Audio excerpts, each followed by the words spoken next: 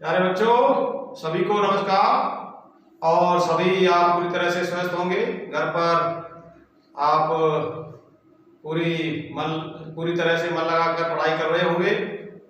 आप कक्षा देखिए, कक्षा 11वीं आर्ट का जो आपका सब्जेक्ट है हिस्ट्री, उसके 2 चैप्टर हमने आपको वीडियो के माध्यम से करा दिए हैं। जैसे कि पहला पार्ट था from the beginning of time, और दूसरा जो चैप्टर था वो था आपका writing art and city life, लेखन कला और शहरी जीवन। इसके पार्ट भाग बना के हमने आपके पास भेज दिए हैं, और आपने होमवर्क के द्वारा प्रश्नों के उत्तर आपने याद कर लिए होंगे सही तरीके से, पाठ समझ में आ गया होगा। आज हम आपको समझाने जा रहे हैं ये जो कल हमने आपके पास इसी चैप्टर का, यानी कि आपका जो तीसरा जो चैप्टर है हिस्ट्री का, 11वीं कक्षा का हिस्ट्री का जो तीसरा चैप्टर है वो है एन एम्पायर अक्रॉस 3 कॉन्टिनेंट्स, 3 महाद्वीपों में फैला हुआ साम्राज्य। उसका पहला पार्ट बना करके मैंने आपके पास भेज दिया है, और उसमें पूरी तरह से बता दिया गया है बेसिक जो इसके जो कंसेप्ट्स हैं भाई। जो जैसे कि नाम है 3 महाद्वीपों में फैला हुआ साम्राज्य, कि वो 3 महाद्वीप कौन कौन से हैं। जैसे कि भाई यूरोप, पश्चिमी एशिया, उत्तरी अफ्रीका, बहुत बड़ा साम्राज्य था, दूर दूर तक फैला हुआ था। इसकी फीचर्स, इसकी विशेषताएं और इसके सामाजिक, आर्थिक, धार्मिक जीवन के बारे में, रोमन साम्राज्य के लोगों का धार्मिक आर्थिक जीवन कैसा था, इसके बारे में हमने बताए। तो उस समय के जो राजा थे, जो देखिए ये जो रोमन साम्राज्य है, शुरू में रोमन साम्राज्य नहीं था। पहले शुरुआत जब इसकी हुई थी तो रोमन मोनार्की यानी कि तानाशाही भी थी, जिसको हम राजतंत्र बोलते हैं, तानाशाही। इसके पश्चात रोमन मोनार्की के बाद रोमन रिपब्लिक आया, गणतंत्र की स्थापना हुई, और उसके रिपब्लिक के बाद आया है रोमन साम्राज्य। तो इसमें अनेक शासकों ने शासन किया, जिसमें कुछ अच्छे भी थे, कुछ बुरे भी थे। तो सबसे पहला जो शासक था, जिसका शासनकाल बड़ा ही शांति प्रिय रहा है और बड़े ही लोकप्रिय शासक हुए हैं, सम्राट हुए हैं, जिनका नाम था ऑगस्टस। तो ऑगस्टस, प्यारे बच्चों, शांति के लिए जाने जाते हैं। इन्होंने अपने शासनकाल में रोमन साम्राज्य में अनेक सुधार किए। इनका शासनकाल आप लिखिए, नोट कर लीजिए, पेन और कॉपी अपने हाथ में अवश्य रखें। तो ऑगस्टस का जो शासनकाल है वो 27 ईस्वी पूर्व से 14 ईस्वी तक, 27 ईस्वी पूर्व से 14 ईस्वी तक ऑगस्टस ने शासन किया था। और ये जो ऑगस्टस हैं, ये बहुत ही अच्छे शासक माने जाते हैं। इन्होंने उस समय इनसे पहले पूरे रोम में अराजकता का माहौल था, लेकिन इन्होंने उस अराजकता को समाप्त करके पूरे रोमन साम्राज्य में शांति की स्थापना की, और उसने अनेक उल्लेखनीय प्रशासनिक सुधार किए, और उन्होंने रोमन साम्राज्य की जो नींव थी उसको मजबूती देने का काम किया। उन्होंने रोम में भव्य और विशाल भवनों का निर्माण कराया, भवन बनवाए, विशाल मंदिरों का निर्माण करवाया। इनकी कला बहुत ही आश्चर्यजनक थी, लोग इनकी कला को देख करके आश्चर्यचकित रह जाते थे।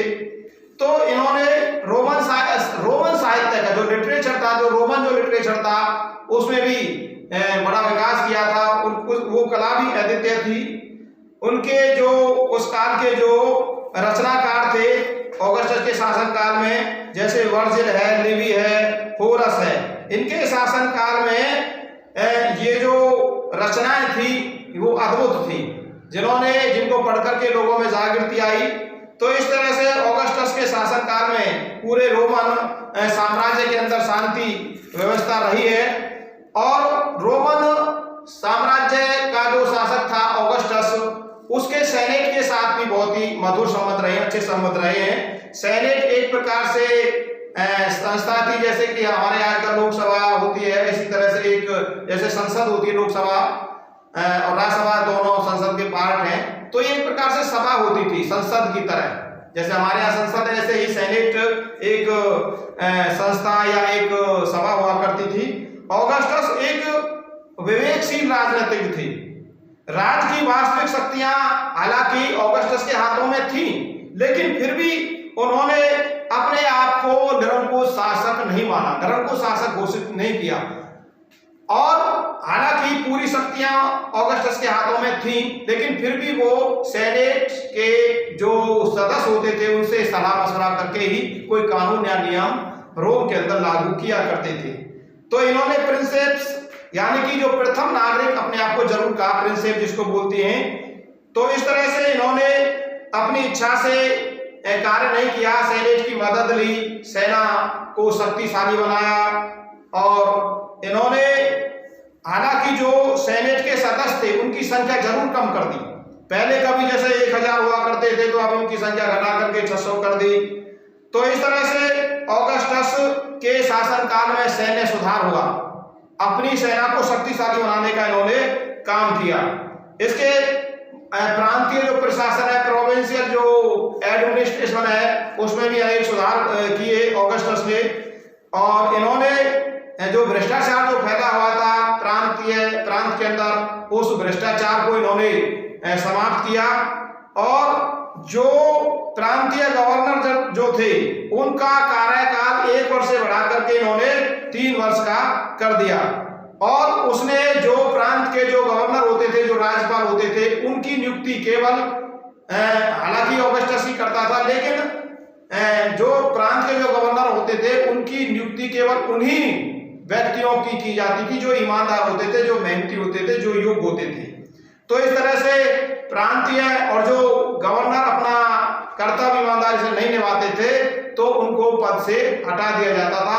तो इस तरह से प्रांतीय प्रशासन में सुधार किया। और जो भ्रष्ट कर्मचारी थे उनको भी हटा करके दूसरे व्यक्तियों को उनकी जगह लगा लिया जाता था। आर्थिक इकोनॉमिक जो रिफॉर्म्स थे वो भी ऑगस्टस के शासनकाल में देखने को मिलते हैं। इन्होंने अनेक उल्लेखनीय आर्थिक सुधार किए, जैसे कि उन्होंने अपने शासनकाल में भाई पूर्ण शांति व्यवस्था कायम रही थी। उन्होंने यातायात के साधनों का विकास किया। भाई यातायात के साधनों से हमारा जो उनका जो माल था एक स्थान से दूसरे स्थान पर जाना आसान हो गया। कृषि और उद्योगों को बढ़ावा दिया। अनेक देशों के साथ उनके घनिष्ठ व्यापारिक संबंध थे, तो व्यापार चरम सीमा पर था। इन्होंने धार्मिक और आर्थिक दशा में सुधार लाने के साथ साथ धार्मिक भी सुधार किए। तो इन्होंने अपने शासनकाल में अनेक जो देवी देवता होते थे उनका भी सम्मान किया और अपनी भी पूजा करवाई थी। और इनके जो संबंध है ऑगस्टस के वो जनता के बीच में बड़े मधुर रहे हैं। कला और साहित्य को भी इन्होंने बड़ा प्रोत्साहन दिया। जो कलाकार थे जैसे वर्जिल है, होरेस है, ट्रोजन है, तो ये लिबी है, इन्होंने इनके जो साहित्यकार हुए, जो कलाकार हुए, इनको समय समय पर ऑगस्टस इनको इनाम वगैरह दिया करता था, इनका हौसला बढ़ाया करता था। तो उन्होंने कला और साहित्य को भी काफी प्रोत्साहन दिया। इसके पश्चात जो ऑगस्टस जो हैं, इनके अलावा आपके ऑगस्टस के बाद देखिए ये कहा जाता है कि जो ऑगस्टस थे, ऑगस्टस जो थे उनका कोई पुत्र नहीं था, केवल उनकी एक पुत्री थी। हालांकि पुत्री को 2 पुत्र थे, उनमें से एक पुत्र को वो अपना उत्तराधिकारी बनाना चाह रहा था, लेकिन आकस्मिक उनकी भी समय से पहले ही मृत्यु हो गई। उसकी पुत्री का नाम था जूलिया। तो उनकी मृत्यु हो गई, इसलिए जो आपके ये जो ऑगस्टस हैं, इन्होंने क्या काम किया, टिबेरियस जो उनकी जो दूसरी पत्नी थी जूलिया के बाद दूसरी पत्नी थी लीविया। पहली पत्नी उनकी जो थी लीविया, उनको कोई पुत्र नहीं था, और उनकी जो पुत्री थी उनका नाम था जूलिया। जूलिया उनकी पुत्री थी, उन पर उसके 2 पुत्र हुए थे, लेकिन वो भी समय से पहले मर गए। इसलिए उन्होंने अपनी दूसरी पुत्री लीविया के पुत्र को अपना उत्तराधिकारी बनाया, जिसका नाम था टिबेरियस। टिबेरियस ने 14 ईस्वी से 37 ईस्वी तक शासन किया, 14 से 37 ईस्वी तक शासन किया था। और टिबेरियस हालांकि योग्य प्रशासक रहा है, लेकिन फिर भी ये रोमन साम्राज्य को और ज्यादा बढ़ाने में या साम्राज्य में ठीक अपनी मतलब इंटरेस्ट नहीं ले सका, रुचि नहीं दिखा सका, इसलिए लोग इनके शासनकाल को पसंद नहीं कर सके। टिबेरियस का जो शासनकाल है वो निराशाजनक रहा है, यानी कि वो लोकप्रिय उत्तराधिकारी नहीं था। किसका? ऑगस्टस का अलोकप्रिय उत्तराधिकारी था। और उसके राज्य की मशीनरियों ने कुशल ढंग से हालांकि कार्य किया था, लेकिन फिर भी जो टिबेरियस था वो ऑगस्टस का मुकाबला नहीं कर सका। इसके पश्चात टिबेरियस के बाद देखिए हम इसको दो भागों में बांटते हैं भाई। एक तो आपका आ जाता है अर्ली रोमन साम्राज्य और एक लेटर साम्राज्य। तो ये जो हम बता रहे थे ऑगस्टस की और टिबेरियस की और एक नीरो हुए, त्राजन हुए, ये अर्ली रोमन साम्राज्य के शासक हुए। इसके पश्चात लेटर जो साम्राज्य है, लेटर साम्राज्य में भी कुछ शासक हुए हैं जो महत्वपूर्ण राजा हुए हैं, शासक हुए हैं। उनमें एक है डायोक्लिशियन। ये परवर्ती रोमन साम्राज्य के शासकों में से माने जाते हैं। लेट रोमन एम्पायर का जो पहला शासक था वो था डायोक्लिशियन। डायोक्लिशियन ने 284 ईस्वी से 305 ईस्वी तक शासन किया। 284 ईस्वी से 305 ईस्वी तक शासन किया। तो डायोक्लिशियन रोमन साम्राज्य के परवर्ती पुराकाल का एक प्रसिद्ध सम्राट था। और उसने अपने जब सिंहासन पर बैठा था, कौन? ये डायोक्लिशियन। तो जिस समय वो सिंहासन पर बैठा था तो उस समय रोमन साम्राज्य में बड़ी अफरा तफरी का माहौल था, मतलब भयंकर दौर था। डायोक्लिशियस ने जो अफरा तफरी का जो दौर था उसको खत्म करके रोमन साम्राज्य में दोबारा से पुनः रोमन साम्राज्य की प्रतिष्ठा को वापस लाने का काम किया। उसने सम्राट के सम्मान में वृद्धि की। उसने अपने आप को सूर्य देवता घोषित किया। दूसरी बात, उसने अपने शासनकाल में सेना को शक्तिशाली बनाया। ऑगस्टस के पश्चात किसी भी रोमन सम्राट ने साम्राज्य पर इतना गहरा प्रभाव नहीं डाला जितना कि डायोक्लिशियन ने डाला था। डायोक्लिशियन जो था वो बहुत अच्छा शासक माना जाता है। उसने प्रशासन में गैलेरियस की सहायता से गैलेरियस को उन्होंने अपना सहायक बनाया था, जिसकी सहायता से उन्होंने पूरे रोमन साम्राज्य में शांति और कानून व्यवस्था को लागू किया। तो इस तरह से डायोक्लिशियन भी बहुत ही अच्छे सम्राट माने जाते हैं परवर्ती यानी कि लेटर रोमन साम्राज्य के, जिन्होंने 284 से 305 ईस्वी तक शासन किया था। और जो इसके पश्चात जो दूसरे जो सम्राट माने जाते हैं लेटर रोमन एम्पायर के, वो है कॉन्स्टेंटाइन। तो कॉन्स्टेंटाइन ने प्यारे बच्चों 312 से 337 ईस्वी तक शासन किया था। 312 से 337 ईस्वी तक शासन किया था। कॉन्स्टेंटाइन की गणना भी रोमन साम्राज्य के प्रसिद्ध शासकों में की जाती है। जैसे कि ऑगस्टस, डायोक्लिशियन की बात जो कर रहे थे हम, उसके पश्चात कॉन्स्टेंटाइन भी रोमन साम्राज्य के प्रसिद्ध शासकों में से एक माने जाते हैं। उन्होंने अपने शासनकाल के दौरान रोमन साम्राज्य की स्थिति को मजबूत बनाया और उन्होंने अनेक उल्लेखनीय सुधार किए। उन्होंने सर्वप्रथम अपना ध्यान रोमन साम्राज्य की अर्थव्यवस्था को सुधारने में लगाया। सबसे पहला ध्यान दिया अर्थव्यवस्था को सुधारने के लिए। 3 शताब्दियों से पहले उन्होंने रोमन साम्राज्य की 3 शताब्दियों से पहले जो मौद्रिक प्रणाली जो चली आ रही थी, मौद्रिक जो सिस्टम जो चला आ रहा था, उसमें परिवर्तन कर दिया उन्होंने। उस समय उन्होंने सभी मुद्राएं, पहले जो मुद्रा थी वो चांदी से बनाई जाती थी। स्पेन से चांदी आती थी, लेकिन एक समय ऐसा आ गया उनके शासनकाल में चांदी की कमी पड़ गई और अब चांदी की जगह उन्होंने सोने की मुद्राएं बनानी शुरू कर दी, सोने के सिक्के बनाने शुरू कर दिए। उन्होंने 310 ईस्वी में सोने पर आधारित कई नई मुद्राएं चलाई थी। सोलिडस एक सिक्का था, सोलिडस सिक्का भी कॉन्स्टेंटाइन ने चलाया था अपने शासनकाल में, जिसका वजन वो शुद्ध सोने का था और जिसका वजन 4.5 ग्राम होता था, यानी कि लगभग 450 ग्राम उसका वजन होता था। तो इस तरह से उन्होंने आर्थिक सुधार की तरफ बहुत ज्यादा ध्यान दिया। कॉन्स्टेंटाइन ने व्यापार को प्रोत्साहन दिया, व्यापार को बढ़ावा दिया, यातायात के साधनों का विकास किया। कॉन्स्टेंटाइन ने रोमन साम्राज्य की सुरक्षा के लिए एक शक्तिशाली सेना का गठन किया। उसने अपनी सेना में जर्मन सैनिकों को भर्ती किया। रोमन साम्राज्य की जो सेना थी उसको रोमन की सीमाओं पर तैनात किया, जिसको मतलब एक शक्तिशाली सेना को रोमन साम्राज्य की जो सीमा थी उन पर तैनात कर दिया। उसने एक अन्य महत्वपूर्ण सफलता ये प्राप्त की थी कि 313 ईस्वी में ईसाई धर्म को 313 ईस्वी में उसने ईसाई धर्म को पूरे रोमन साम्राज्य का राजधर्म घोषित कर दिया। इससे पहले जो शासक हुए हैं उन्होंने ईसाई धर्म की बड़ी आलोचना की थी, ईसाई धर्म की अवहेलना की थी, लेकिन कॉन्स्टेंटाइन ने ईसाई धर्म को बढ़ावा दिया।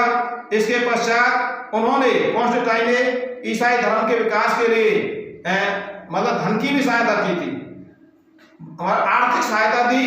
अनेक चर्चों का निर्माण कराया। ईसाई धर्म का प्रचार करने के लिए उन्होंने अनेक चर्चों को भी बनवाया और बिशप जो होते थे, जो पादरी जो लोग होते थे, उनको उन्होंने अनेक अधिकार दिए। उनके शासनकाल में सबसे महत्वपूर्ण जो कार्य था 330 ईस्वी में कुस्तुनतुनिया को रोमन साम्राज्य को दूसरी राजधानी घोषित किया था। तो इस तरह से जो कॉन्स्टेंटाइन है वो रोमन साम्राज्य के विकास में उन्होंने बड़ा महत्वपूर्ण योगदान दिया था। उन्होंने रोमन साम्राज्य को सुदृढ़ बनाने में अपना बहुमूल्य योगदान दिया। कॉन्स्टेंटाइन यूरोपीय इतिहास के प्रसिद्ध व्यक्तियों में से एक थे। उनका आकलन अधिक जाने वाले व्यक्तियों, चाहे वो सिकंदर महान हो, चाहे नेपोलियन हो, चाहे हिटलर हो, उनसे भी ऊपर उनका स्थान माना जाता है, क्योंकि उनकी जो नीतियां थी वो चिरकाल तक प्रभावशाली थी। तो इस तरह से हम कह सकते हैं कि भाई डायोक्लिशियन और ये जो कॉन्स्टेंटाइन थे दोनों ही महान शासक हुए हैं रोमन साम्राज्य के, और रोमन साम्राज्य की दोनों ने ही इनकी आर्थिक दशा हो, चाहे वो राजनीतिक दशा हो, चाहे धार्मिक दशा हो, दोनों ही शासकों ने इनको सुधारने में, धार्मिक दशा को सुधारने में, आर्थिक दशा को सुधारने में बहुत ज्यादा विशेष योगदान दिया, विशेषकर इन्होंने कॉन्स्टेंटाइन ने। तो ये आप ध्यान रखना कि भाई एक तो इसको ध्यान रखना कि भाई ये जो रोमन साम्राज्य है इसके तो ये भाई अर्ली और एक लेटर रोमन साम्राज्य, और इनके शासकों में आपको ज्यादातर एक तो ऑगस्टस के बारे में ध्यान रखना। ऑगस्टस ने अपने शासनकाल में कौन कौन से सुधार किए, कब से कब तक उन्होंने शासन किया। इसके पश्चात आप ले लेंगे लेटर रोमन साम्राज्य के जो परवर्ती काल के जो शासक हैं डायोक्लिशियन, और उसके पश्चात कॉन्स्टेंटाइन को आप ले लेंगे। तो आप फिलहाल इतना याद करेंगे, इसे समझेंगे, मेरे लेक्चर्स को सुनेंगे, और उसके बाद फिर हम थर्ड पार्ट आपके सामने कल लेकर के आएंगे। तब तक के लिए मेरी आपसे जय हिंद, नमस्कार, बाय बाय।